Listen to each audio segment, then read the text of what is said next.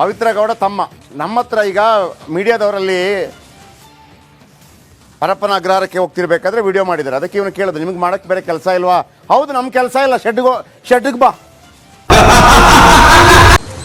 ಮಾಡ್ಲಿಕ್ಕೆ ಬೇರೆ ಕೆಲಸ ಇಲ್ವಂತೆ. ನಿಮಗೆ ಮಾಡೋಕ್ಕೆ ಕೆಲಸ ಇಲ್ವಾ? ವಿಡಿಯೋ ಯಾಕೆ ಮಾಡ್ತೀರಾ? ಮಾಡಿರೋದು ಅನಾಚಾರ, ಮಾಧ್ಯಮಗಳ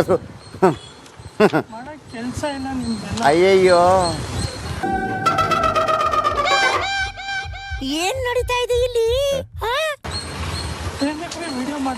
ಹೌದೌದು, ನೀನು ಇದು ಏನೋ ಗಡಿಯಲ್ಲಿ ದೇಶವನ್ನು ರಕ್ಷಣೆ ಮಾಡಿ ಬಂದಿದ್ದೀಗ.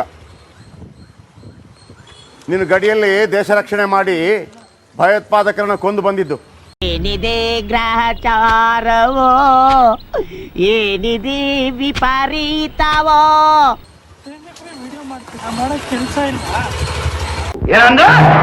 ಇವನು ಅವನ ತಮ್ಮ ಪವಿತ್ರ ಗೌಡ ತಮ್ಮ ನಮ್ಮ ಹತ್ರ ಈಗ ಮೀಡಿಯಾದವರಲ್ಲಿ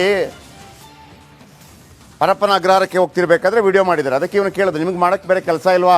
ಹೌದು, ನಮ್ಮ ಕೆಲಸ ಇಲ್ಲ, ಶೆಡ್ಗೆ ಬಾ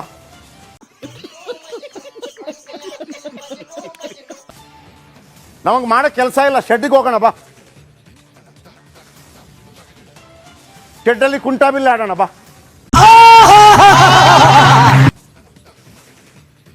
ಬುದ್ಧಿ ಹೇಳಕ್ಕಾಗಿಲ್ವ ನಿನಗೆ, ನಿನ್ನ ಅಕ್ಕನಿಗೆ?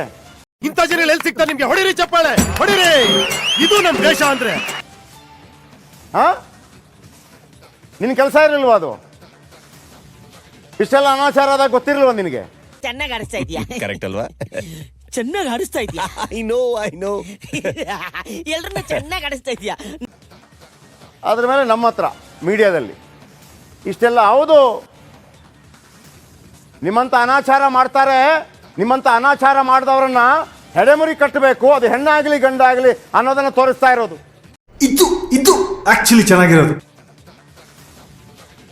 ನಿನ್ನ ಕೆಲಸ ಇಲ್ಲ, ಶೆಡ್ಡಿಗೆ ಹೋಗಿ ಕೂತಿರ್ತೀಯ ನೀನು ಅಷ್ಟೇ. ನಿನ್ನ ಕೆಲಸ ನೆಟ್ಟಗೆ ಮಾಡು, ದೇಶದ ಒಳ್ಳೆ ಪ್ರಜೆ ಆಗು, ಅಕ್ಕಂತರ ಆಗಬೇಡ.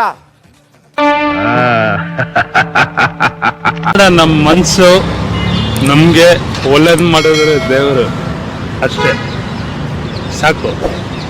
ಮರ ಯಾಕೆ ನಮಗೆ? ಏನಂತೀರ? ತಾಯಿಗೆ ಕೈ ಮುಗಿಸಿ ದೇವರು ಒಳ್ಳೇದು ಮಾಡ್ತಾನೆ ನಮಗೆ.